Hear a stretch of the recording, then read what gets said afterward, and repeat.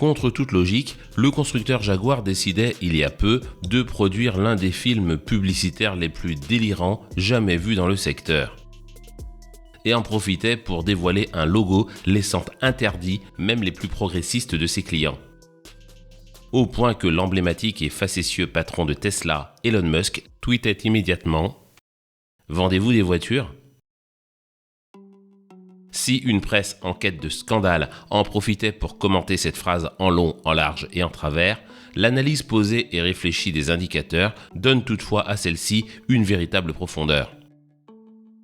Car l'emblématique entreprise britannique va aujourd'hui très mal. Comparer ses chiffres de vente avec ceux de ses concurrents directs suffit à lever le doute. Personne ne veut de véhicules badgés Jaguar.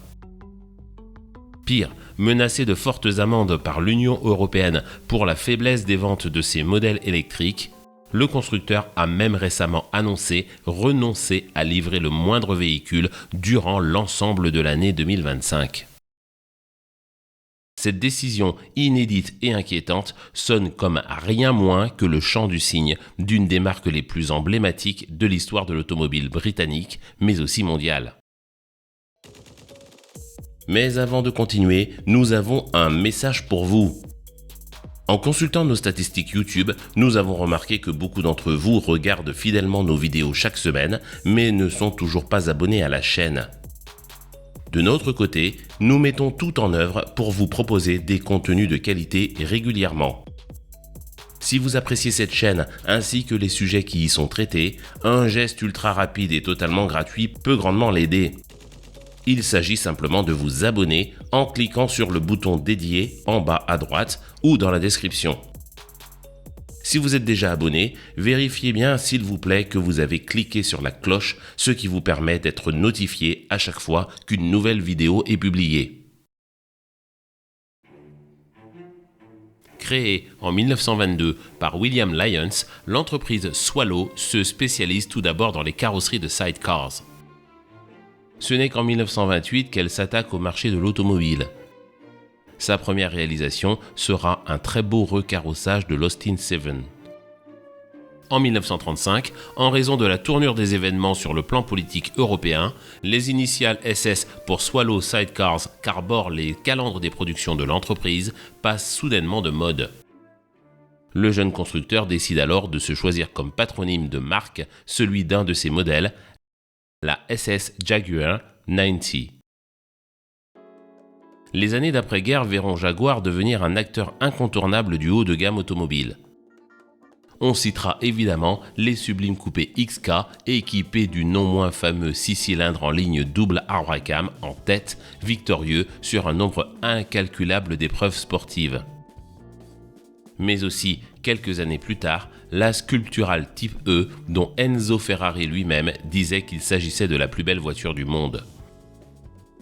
Depuis, s'il faut reconnaître que le choc que fut la sortie de la Type E ne connut pas d'équivalent, la marque s'est tout de même fait remarquer par de nombreuses réalisations plus désirables, voire même plus spectaculaires les unes que les autres. Mais depuis quelques années, rien ne va plus. Racheté en 1989 par Ford, puis revendu à Tata Motors près de 20 ans plus tard, le gros chat britannique vole d'un succès en catastrophe. Au point que son avenir semble aujourd'hui bien sombre. Première raison. Depuis maintenant plusieurs années, le constructeur se distingue par ses contre-performances récurrentes en termes de fiabilité. Si les années sous direction British Leyland étaient certes loin d'être roses sur ce plan, les reprises successives de la marque n'y ont rien fait. Jaguar se traîne dans tous les fonds de classement fiabilité, année après année. À tel point que le patronyme Jaguar est devenu synonyme de cauchemar pour la quasi-totalité des amateurs de véhicules premium de la planète. Conscient du problème, le groupe Jaguar Land Rover avait embauché en 2021 le français Thierry Bolloré. Feuille de route du nouveau patron, faire remonter au plus vite les productions de la marque dans les classements fiabilité. Quelques semaines seulement après son arrivée, il dévoilait un plan détaillant les étapes pour y parvenir.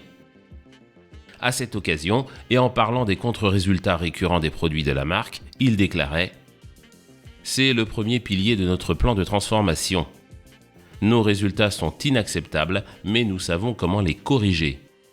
Ce n'est pas de la science de haute volée, juste du travail acharné. » Fin 2022, le patron quittait subitement le navire pour raisons personnelles, du moins selon le communiqué officiel. Désespéré par l'ampleur de la tâche, probablement. Constructeur emblématique du raffinement britannique et de la sportivité élégante, Jaguar fut associé depuis sa genèse à un style pour le moins classique, voire intemporel. Depuis une décennie, la marque a tenté de se créer une identité conciliant tradition et modernité. Raté. Les clients historiques ont peiné à se retrouver dans le design d'auto qui, bien qu'élégante, n'affichait quasiment aucun lien avec les productions classiques et emblématiques du constructeur de Coventry. A l'inverse, les nouveaux clients potentiels, échaudés par les problèmes de fiabilité dont nous avons déjà parlé, ainsi que par l'absence d'offres leur étant destinées, ne se sont pas pressés dans les concessions Jaguar. C'est que le constructeur a peiné à se lancer sur le marché des SUV. Songez que le premier véhicule badgé Jaguar de ce type, la F-Pace, a été présenté en 2015, soit 15 ans après les Mercedes ML ou BMW X5. Mais pire, bien qu'essayant de rajeunir son image, la marque n'a même pas cherché à séduire une clientèle plus jeune en proposant des produits d'entrée de gamme comme ont pu intelligemment le faire BMW, Audi ou encore Mercedes-Benz.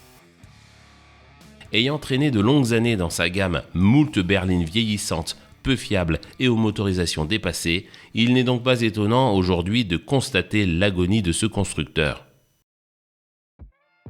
Mais les mauvais choix de Jaguar ne se cantonnent pas à la conception et à la commercialisation de produits tombant littéralement en morceaux et au positionnement tout sauf clair. 2035. Cette date résonne comme celle de la fin des ventes des automobiles à moteur thermique en Europe. Parmi tous les constructeurs européens, Jaguar fut probablement celui qui cria le plus haut et le plus fort son soutien à cette mesure. Témoin les déclarations du directoire de la marque ayant clamé dès 2021 que la gamme du gros chat serait entièrement électrifiée, non pas à l'horizon 2035, mais 10 ans avant. Seulement voilà, quoi qu'en racontent dirigeants politiques obtus et autres écologistes rêveurs, une fois de plus, les règles du marketing sont immuables. In fine, c'est le client et lui seul qui décide de l'adoption d'un nouveau produit ou d'une technologie innovante. Et pourtant, les gouvernements européens sans distinction se sont échinés à mettre en place une kyrielle d'aides financières en guise d'incitation à l'achat de véhicules 100% électriques. Ceci dans le but de promouvoir coûte que coûte cette technologie. Profitant de ces pluies de subventions, ces 4 dernières années, des ménages de plus en plus nombreux décidèrent de passer outre leurs craintes concernant la médiocrité de l'autonomie de ces véhicules ou encore les lourdes carences en termes de solutions de recharge et de sauter le pas de l'électrique. Sauf que, après 2 ans d'incitation financière sous la forme de subventions à l'achat de véhicules électriques neufs, le Royaume-Uni décidait mi-2023 d'arrêter progressivement le gaspillage d'argent public alloué à cet effet en y mettant fin. Fin 2023.